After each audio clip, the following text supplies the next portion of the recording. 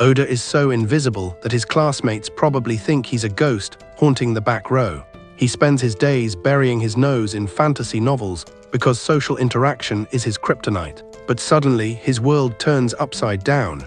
The lights die and a giant ominous sphere floats midair.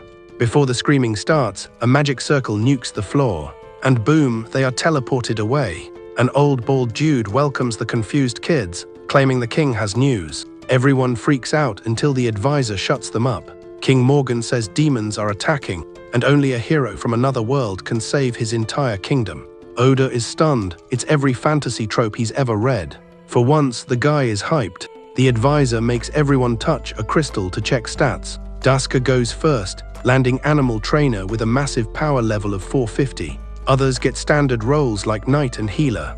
When Oda touches it, he gets assassin with 1800 power, double the hero, Tsukasa, who only has a measly 900. But when told to retry, Oda slams the brakes. He can spot a shady king instantly. Sensing a trap, he pops his concealment skill and vanishes from the room instantly. Everyone forgets he exists as he sneaks out. Oda finds cameras watching the students, which proves he was right. He raids an old storage room for gear and starts gathering intel. Using stealth, he spies on the king and princess blocking access to the archives. He considers ending the king but waits for evidence. The next morning, while the others play hero, Oda stays completely off the grid. Tsukasa gives a pep talk and the idiots cheer. Oda knows they wouldn't listen, so he keeps investigating alone. Later, the students meet the Knight Commander, Siren Mitha. Oda watches from the shadows, but Siren's special eyes spot his heat signature. Instead of attacking, Siren decides to chill. His loyalty is complicated, so he offers a deal. He trades intel for stories about Oda's home. Weeks fly by as Siren teaches him history, magic, and how to game the system. One night, Oda finds a book Siren planted, exposing the king's plot. He sacrifices lives for power. Siren admits the knights are planning a takeover. Oda regrets sparing the king, but Siren says he chose correctly. Taking life is hard. If he wants to go home, stay clean for now. He praises Oda's chill vibe, saying most people would have cracked by now. Oda isn't used to compliments, so it feels awkward. Then Siren asks Oda to help the rebellion. Oda stays silent, promising nothing. Later, training ends, and the so-called heroes parade through the city for a dungeon run. Oda sees a local girl glaring hatred at them. He asks why, and she calls him naive about the sacrifice. He is painfully naive. She tells him to find the truth himself.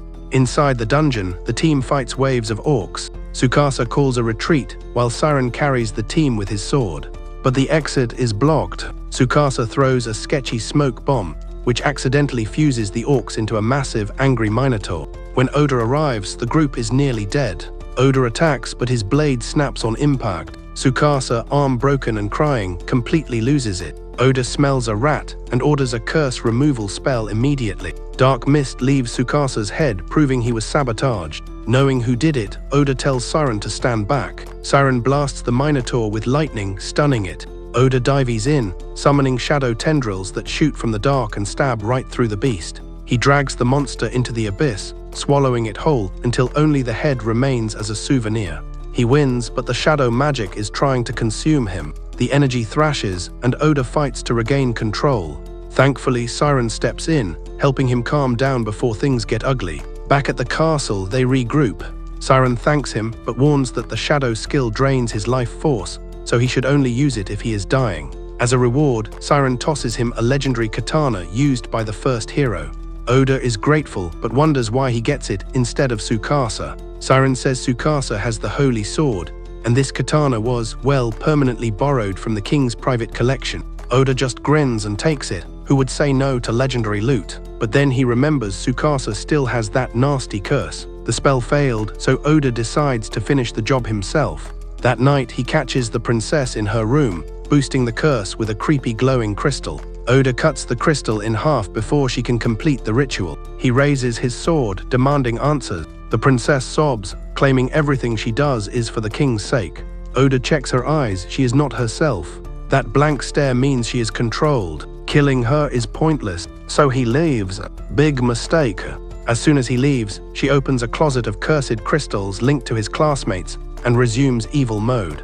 Oda takes a crystal to Siren, hoping for answers. Siren recognizes it, muttering that the king hasn't given up on this madness. Oda admits he blew his cover, but Siren doesn't even get mad. He explains the princess is a puppet and advises Oda to get out before the guards hunt him down. The guards will be tearing the castle apart looking for the mysterious intruder. Oda apologizes, but Siren smiles, saying making mistakes is just part of growing up. Cleaning them, that's my job. Oda thanks him, genuinely grateful to have someone like Siren in his corner.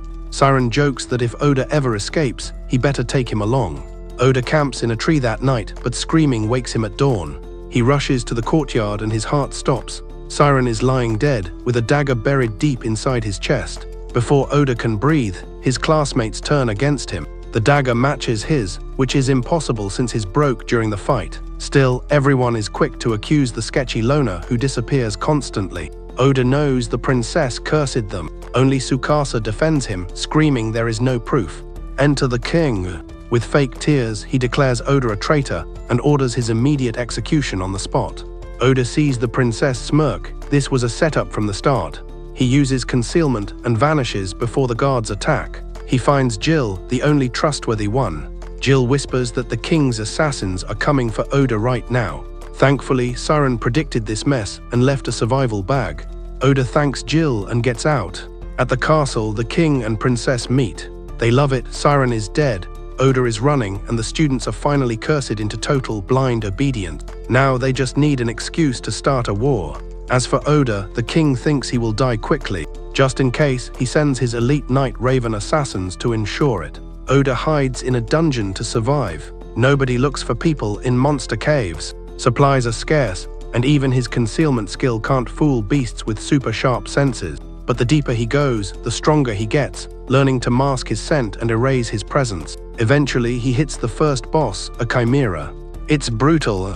He takes poison and claws, barely staying on his feet. Desperate, Oda unleashes his shadow magic, completely wiping the chimera from existence. He wins but instantly collapses. His shadow senses he is dying and shifts into auto-heal mode to keep him alive. Back at the castle, Tsukasa snaps. He begs the class to ditch the castle and hunt the Demon King, but they tell him to sit down and shut his mouth. Realizing they are brainwashed puppets, he decides to bail solo. Shockingly, a few classmates tag along, and somehow they waltz right past the castle gates totally unchallenged. Apparently, claiming they're off to fight the Demon Lord works like a charm. Tsukasa is confused why these specific weirdos followed him while others stayed. Yuki guesses the curse broke, while Asuna remembers smashing magic crystals, unaware that Jill actually pulled the strings. Jill used manipulation skills to pilot Asuna's body like a mech, destroying the crystals to fulfill Siren's final wish. Leaving the city, Asuna regrets abandoning Oda. He recalls meeting Oda at work, where the quiet guy begged him to keep secrets from his sister. Meanwhile, Oda wakes up in the dungeon feeling great, fully healed, with massive stat boosts from the fight. Even his shadow magic leveled up. He shrugs and keeps moving. He pops a giant slime, and an unconscious elf girl drops out. Using World's Eye, he checks her memories before stopping the overload. Seeing she is dying, he revives her and cooks porridge. She introduces herself as Amelia and thanks him for saving her. They trek to floor 80. Oda expects her to leave, but she sticks around. Inside, Amelia pins a dragon with gravity magic so Oda can strike. The dragon feels his mana and knocks him back. She yells to suppress it, but he dumps all his mana into one attack, stabbing the dragon's eye. Instant death. Shocked, Amelia asks how he survived. Oda claims he couldn't diffuse mana, so he used the dungeons. Before she can reply, the dragon's corpse starts glowing. Episode 2 ends. Like and subscribe before the dragon wakes.